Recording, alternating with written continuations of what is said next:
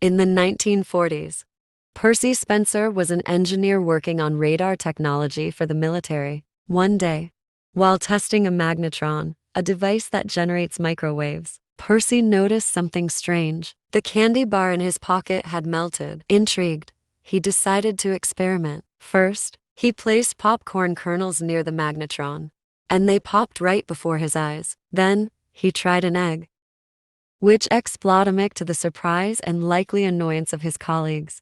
Realizing the microwaves could heat food quickly, Spencer invented a metal box to contain the waves, which allowed them to cook food evenly and safely. By 1947, the first commercial microwave oven was born. It was massive, about the size of a refrigerator, and very expensive, costing thousands of dollars. But as technology advanced, microwaves became smaller, cheaper, and more accessible. Today, millions of households have microwaves, all thanks to an accidental discovery that started with a melted candy bar. It's a reminder that curiosity and a bit of creativity can turn unexpected moments into world-changing inventions.